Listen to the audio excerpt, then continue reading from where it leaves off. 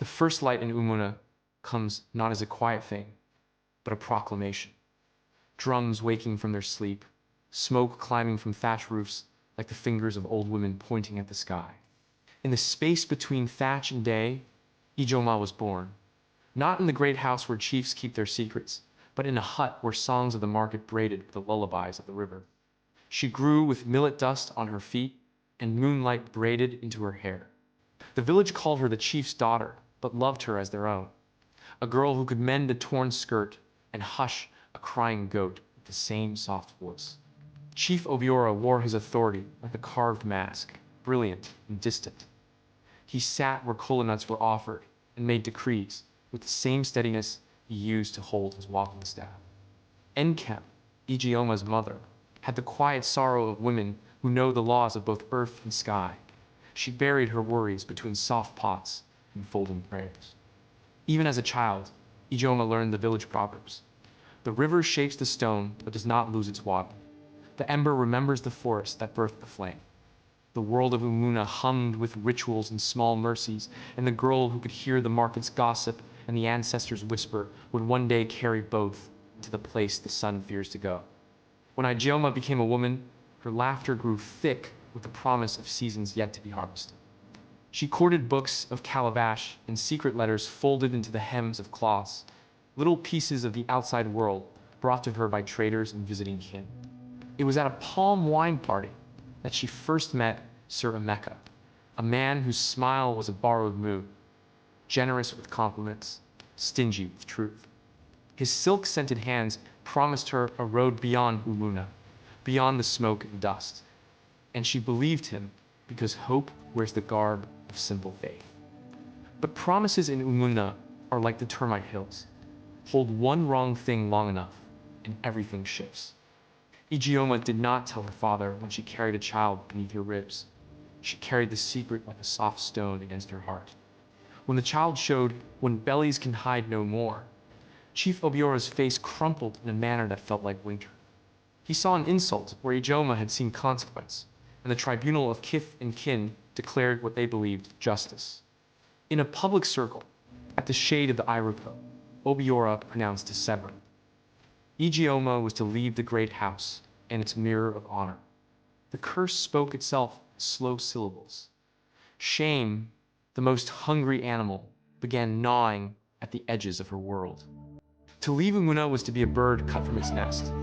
Ijeoma's mother, Nkem, tried to stand like a shield between father and daughter, a small woman with hands made of stories and hands that kneaded dough into hope. Her pleas tasted of kola and the salt of the sea. But Obiora's shame had folded into law. Once the public tongue had bitten, it would not unbite without blood. So, Ijeoma stepped into the road with nothing but the weight of a growing belly and the memory of her mother's hymn tucked beneath her arm. The city is a thing with many eyes. Ijeoma arrived with her small tray of pastries and a shawl that smelled of smoke and memory.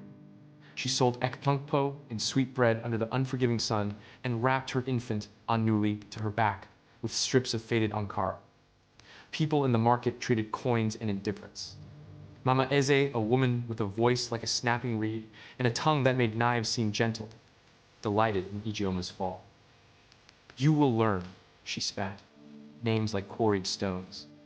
Each word stung, but also taught how cruelty shapes a person's gait, how hunger carves courage into the bones. When nights grew long and the street lamps hummed like tired bees, Ijeoma found sanctuary in small, unshakable mercies. Mama Ife, a churchwoman whose laugh smelled of ginger and old prayer, gave the mother a warm corner and a bowl of gari. Faith is not the absence of fear, she told Ijeoma as she wrapped Anuli tighter.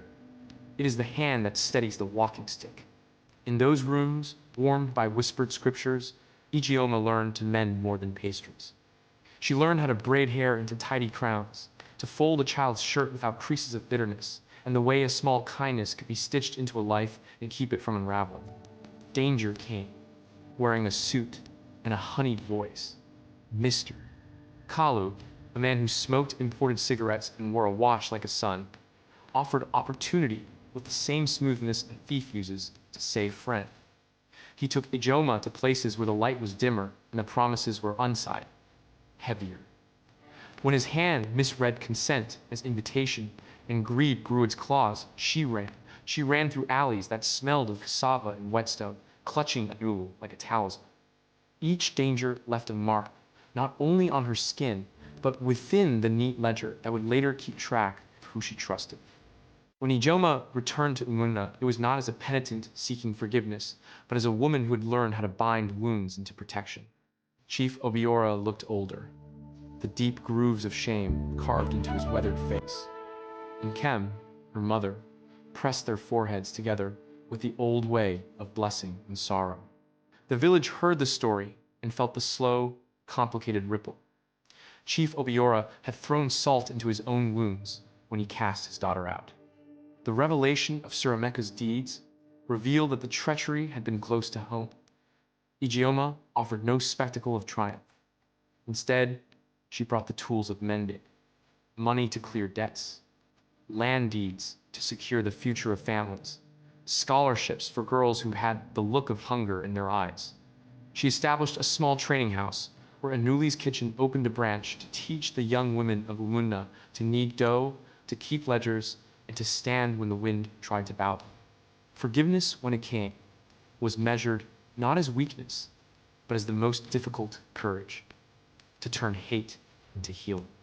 One evening, standing by the river that had fed Umunna since before the village had names, Ijeoma listened to the water's argument with the stones. The river, like memory, remembers everything, it keeps moving. A fisherman named Nabu came with his net and sat beside her, an old friend whose jokes masked a depth of sorrow. He told the tale of a woman who had once sewn her grief into her apron and left her village to find a new life. "You have done the hard stitches," Nabu said. "Now teach others how to hold the needle." Ijeoma nodded, feeling the river's counsel in her bones. Persistence, gentle by patience. To celebrate the charters, communities lit lanterns and released them on the river. Each lantern bore a name: women who had survived, men who had repented, children who would not be forced into silence. The sky filled with slow, bright boats of light. Ijeoma watched as Anuli, now a young woman with a firm, open smile, set her lantern adrift. The two of them held hands, an old mother-daughter ritual made new. Stories have a life of their own. Bards traveled with tales of the braided hearth to distant markets, repeating the refrain that had started in Umunna: "If a woman is given her hands, she will build a village." The tale became a teaching in schools and a sermon in churches and a slogan in marketplaces. People who once preferred silence now told it to their children. The story itself became a kind of river, carrying seeds of change wherever it flowed. So, if you love the video, don't forget to subscribe, smash the like button, and hit the bell notification for more videos like this.